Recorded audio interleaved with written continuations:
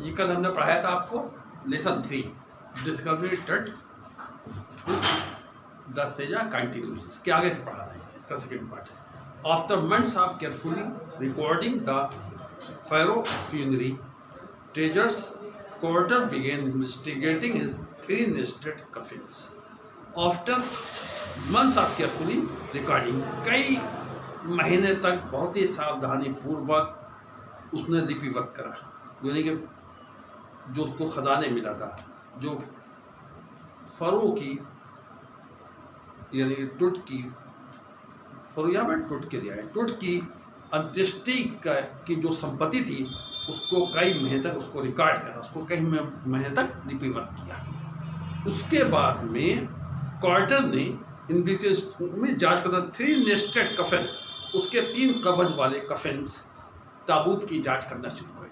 पहले तो जो उसके अंत्येष्टि में जो खजाना, जो सोना और जो चीज़ें वगैरह मिली थी उसको रिकॉर्ड करा, उसको लिपिबद्ध करा कार्टर ने। उसके बाद उन्होंने 3 कब्जों वाले उसका ताबूत जो था उसकी जांच करना शुरू करा। ओपनिंग पहले उसके कवच को जब उन्होंने खोला, कार्टर ने जब पहले कवच को खोला, ही फाउंड श्राउड, तो उन्हें एक कफन मिला, श्राउड में एक कफन मिला, adorned with gold and the willow, जो विलो एक तरह का पेड़ होता, विलो से और ओलिव जैतून के पत्तों से ढका हुआ था, वाइल्ड सेलरी थी, लोटस कमल के पेटल्स थे और कॉर्न फ्लावर्स थे, ये सब चीज़ें थी। फेडेड एविडेंस ऑफ ए बुरियर इन मार्च, जिससे ये सबूत मिल रहा था, एविडेंस मिल रहा था, सबूत मिल रहा था कि उसकी अंत्येष्टि मार्च या अप्रैल में हुई, क्योंकि सब चीज़ें जो फूल वगैरह मिले थे ये सब चीज़ें मार्च या अप्रैल में होती हैं। तो इन चीज़ों से इस बात की गवाही मिल रही थी, इस बात का एविडेंस मिल रहा है, इस बात का सबूत मिल रहा था कि फेरो की अंत्येष्टि जो है वो मार्च या अप्रैल में हुई थी। When he finally reached the mummy, जब वो आखिर में मम्मी तक पहुंचा, जब उसकी बॉडी तक पहुंचा, लाश तक पहुंचा, फिर वो पहुंचा तो ही रेन टूट, वो परेशानी फंस गया। क्या परेशानी थी? द रिचुअल मीन रस्म के तौर पर जो होता है, रिसन कहते हैं किशमिश वगैरह को, हैड हॉर्डेड, उसकी लाश में मम्मी को ऊपर किशमिश लगाए थे, किशमिश को गोंद वगैरह तरह चीज़ें थी वो लगाई गई, गोंद वगैरह लगाया गया था उसको चिपकाने के लिए। लेकिन वो किशमिश जो थी जिससे वो चिपकाई गई थी, किशमिश बहुत सख्त हो गई थी, कठोर हो गई थी, सीमेंटिंग, और वो जम गई थी तो बॉटम, और टोट जो था उसका जिस्म जो था, उसका शरीर जो था वो सोने के ताबूत में चिपक गया था, अलग नहीं हो रहा था किशमिश से, जो उसका गोंद जैसी चीज़ जो थी वो उससे चिपक गया था। No amount of agreement force could move them, कोई भी ताकत तो लगाता, उस ताकत से वो कफन से शरीर अलग नहीं हो रहा था, उससे अलग नहीं हो रहा था। कार्टर ने बाद में लिखा, व्हाट वाज टू, क्या करना है, उसको कैसे अलग करें शेर को ताबूत से। The sun can beat like a hammer, हथौड़ा फॉर साउथ इजिप्ट में, मिस्र में धूप बहुत तेज होती है, सूरज हथौड़े की तरह किसी चीज़ को तोड़ सकता है, जैसे हथौड़ा किसी चीज़ को तोड़ देता है, ऐसी सूरज जो है इतनी तेज धूप होती है मिस्र में, इजिप्ट में, कि कठोर से कठोर चीज़ जो है वो जो हथौड़े से टूटती है वो धूप से पिघल सकती है, टूट सकती है। And Carter try to use it to in the receipt, और कार्टर ने किशमिश को लूज करने के लिए, ढीला करने, उसे हटाने के लिए, उसके शरीर से चिपकन जो थी उस चिपकन को हटाने के लिए धूप में रखा, कफन को धूप में रखा कार्टर ने, शादी हो गया।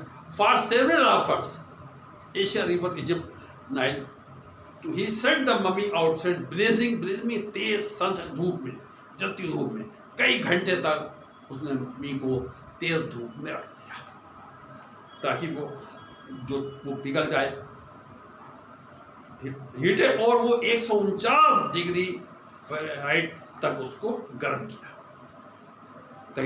नथिंग बच भी हिला, लेकिन कुछ चीज़ नहीं हिली, वो बिल्कुल हिली नहीं, चिपके रहे सब कुछ। ही रिपोर्टेड विद साइंटिफिक डिटेलमेंट, उसने वैज्ञानिक डिटेलमेंट अलगाववाद के साथ इस चीज़ की रिपोर्ट किया, दैट द कंसोलिडेटेड ठोस मटेरियल जो था जिसे भी छेनी, उसको छेनी से पिघलाना पड़ेगा, छेनी मार मार करके पिघलाना पड़ेगा। लिम्स भी अंगों के नीचे, हाथ पैर के नीचे, और जो ट्रंक भी तना जो था उससे हटाने के लिए छेनी मारना पड़ेगी। और उसके बाद ही राजा के अवशेष जो है वो प्राप्त हो पाएंगे, बाहर निकल पाएंगे। छेनी से मार मार के तोड़ करके उसने अब ये तय कर लिया कि तोड़ कर छेनी मार करके जिसम को तोड़ के उसके टुकड़े निकालना। इन द डिफेंस, अपनी सफाई में Carter really had little choice, Carter के पास कुछ चॉइस था ही नहीं, कुछ कहना था ही नहीं। If he hadn't cut them, अगर वो मम्मी के को काट के अलग ना करता कफन से, ताबूत से, थीज मोस्ट सर्टनली, तो चोर शायद उसको गार्ड के पास उसको हटा देते। चोर क्या करते, उसको ले जाते, चुरा लेते। एंड दे थॉट, और वो दे कुड टेक दैट, और वो चोर उसको अलग कर देते, काट देते उसको, और वो धन को ले जाते। For his journey to the great grand king Tut was lavish, lavish mean बहुत ज़्यादा था करना। अगले जन्म की यात्रा में, यानी जब टुड मरा था तो वो अगली दुनिया में जा रहा था, दूसरे संसार में जा रहा था। उस संसार की यात्रा में वो अपने साथ बहुत धन ले गया था। विद ग्लेटिंग गुड्स, ग्लेटिंग में चमकते हुए चीज़ें, प्रीशियस कॉलर थे, लेट जड़ाऊ नेकलेस थे, ब्रेसलेट थे, एमुलेट तावीज़ थे, और परंपरागत एपन कपड़े थे, सैंडल थी, ये फिंगर्स के लिए अंगूठियाँ थी, टोस अंगूठों के लिए, और आइकॉनिक और मूर्ति वाली वगैरह थी, इंदर कफन मास्क वगैरह थी। तो ये सब चीज़ें पूरे सोने की बनी हुई थी, ये सब चीज़ें उसके कफन में रखी अगली दुनिया में जाने के लिए। To separate that from the adornment, ये जो सजावट की चीज़ें थी इनसे टुट को अलग करनी है। सब चीज़ें टुट के शरीर पे जम गई थी, चिपक गई थी मोम गोल से। इन सबको अलग करने के लिए quarter man remove the mummy से, क्वार्टर के लोगों ने, जो उसके क्वार्टर के साथी थे, उन्होंने सबसे पहले मम्मी से सर को हटाया, सर को काटा। And severed nearly every major, और जितने उसके सिर में तोड़े, और जितने जोड़ थे सब जोड़ तोड़े हथौड़े से, छलनी से जोड़ तोड़े। One day once they had finished, जब उन्होंने ये सब काम कर दिया, उसके सर को अलग कर दिया, जोड़ों को तोड़ दिया, उसके बाद में देर रीअसेंबल में दोबारा जोड़ देना। Remains on the layer of sand in A wooden box, उसके बाद उन्होंने लकड़ी के संदूक में रेत बिछाई, और उस रेत पर उसकी मम्मी को रख करके सब अंगों को दोबारा जोड़ दिया, और जो नुकसान जो था वो पूरा हो गया। तब बेड, और उसी बिस्तर पर जहाँ पर लेटा हुआ था वहीं पर उसे रख दिया। आर्कियोलॉजी है change substantially in the intervening decade, intervening में बीच के, डिकेड मीन्स डेढ़ कहते हैं दशकों, ये बीच के दशकों में ये जो समय गुजरा है, इसमें आर्कियोलॉजी पुरातत्व विज्ञान जो है वो सब में काफ़ी बातों में बदल गया है। अब आजकल ये जो इतना समय गुजर गया है, कई डिकेड की बात है, इन कई दशकों की बात है, इन दशकों में पुरातत्व विज्ञान में काफ़ी परिवर्तन आया है, काफ़ी कुछ बदल गया है। फोकसिंग लेस ऑन ट्रेजर, अब लोग फोकस में ध्यान देना, अब लोग खजाने पर ध्यान नहीं दे रहे हैं इतना, जितना ध्यान दे रहे हैं फैसिनेटिंग डिटेल, जिंदगी और उसकी जटिल रहस्य के बारे में, मिस्ट्रीज और मौत के रहस्य के बारे में। अब लोग इस पर ये ध्यान दे रहे हैं ज़्यादा कि उसने कैसे ज़िंदगी गुजारी टुड और उसकी मौत का क्या रहा, इस पर ज़्यादा ध्यान दें, फलाना मिला उसके बारे में ध्यान दें।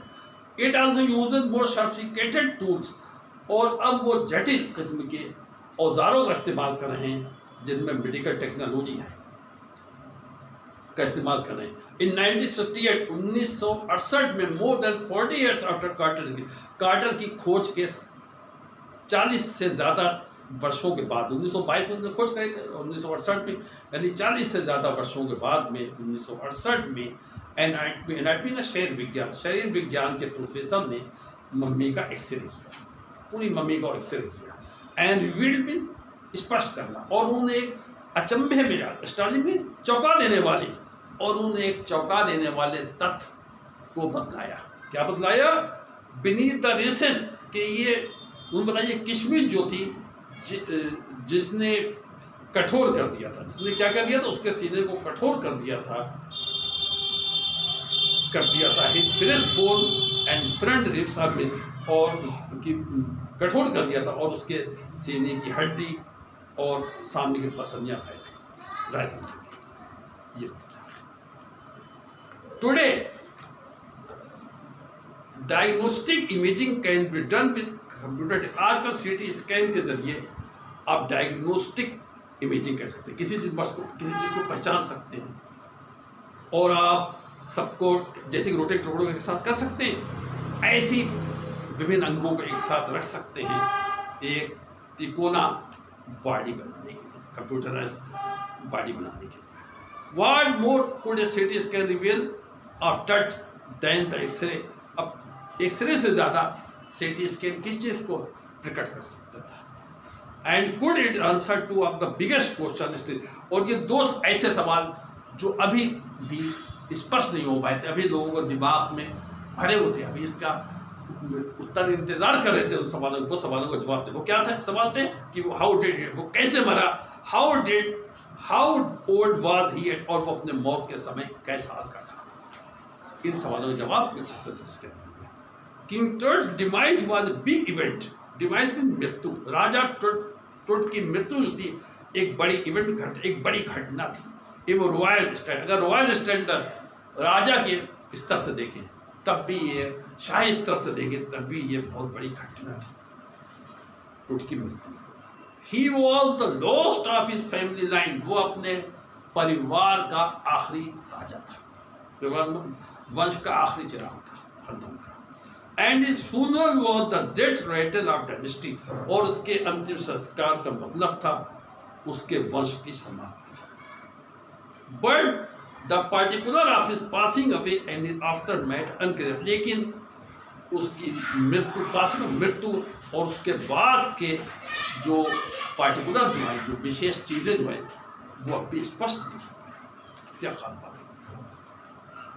आइमेनहोटेप थर्ड, ये टुट्स फादर या ग्रैंडफादर जिनका नाम था आइमेनहोटेप, वो एक शक्तिशाली फेरो था, यानी मिस्र का राजा था। फेरो कहते हैं मिस्र का राजा था। हु रूल्ड फॉर, जिसने 4 डिकेड 4 देश, यानी कि 40 साल तक, जिसने 40 साल तक यानी कि हुकूमत करी थी। टुट के फादर ने या ग्रैंडफादर जिसका नाम आइमेनहोटेप था, उन्होंने 40 साल तक हुकूमत at the height of 18 dynasty को। और उस स्वर्ण युग में 18वीं शताब्दी, 18 डायनेस्टी 18वीं वंश के स्वर्ण युग में उन्होंने 4 दशक तक हुकूमत की। उसके पिता या दादा, हिज सन आइमेनहोटेप, उसका बेटा आइमेनहोटेप जो था सगरेमो, वो उसका उत्तराधिकारी बना। उसके बाद one of the standard period in the history of, और ये प्राचीन मिस्र का सबसे विचित्र युग था। The new pharaoh promoted the worship of Aten. ये नया फेरो जो था, नया राजा जो था, इसने एथन देवी की, देवता की पूजा को प्रोत्साहित किया। एथन बोलता सन डेस, यानी कि सन देवता। एथन में वहाँ पर सूरज को कहते थे, तो उसने सूर्य देवता की पूजा को प्रोत्साहित किया। चेंज द नेम, और उसने नाम बदल दिया, एक्हेनाटन में अपना नाम बदल दिया, सरपेंट ऑफ एथन नाम रख लिया, नाम बदल दिया।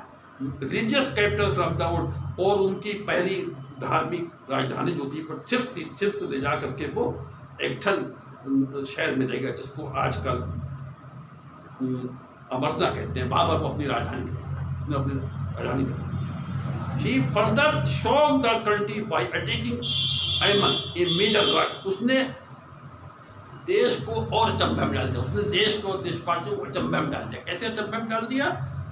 उन्होंने उनके देवता जो थे उस पर हमला कर दिया। कौन देवता? मतलब अयमन को मानते थे देवता पर, उन पर हमला करा और उनकी इमेजिंग तो और उनकी मूर्तियां तोड़ डाली और मंदिर बंद कर दिया। ऐसे उसने और अचंभे में डाल दिया। It must have been a horrific time. ये बहुत ही हॉरिफिक, बहुत ही भयानक समय होगा। राय जॉनसन ने कहा था, जो डायरेक्टर थे यूनिवर्सिटी ऑफ शिकागो के रिसर्च सेंटर के अक्सर, उनका बहुत ही भयानक समय हो जब इसने देवताओं की मूर्ति वगैरह तोड़ी थी, मंदिर बंद कर दिया। The family that had ruled for century was coming to end. वो परिवार जिसने कई शताब्दियों तक शासन किया था, वो परिवार की समाप्ति हो गई थी। And then Anton went and little very, और उसके बाद में आई थिंक जो था राजा जो था वो थोड़ा संकी हो गया, वो के बाद तो मंदिर बंद कर दिया। इसके आगे कल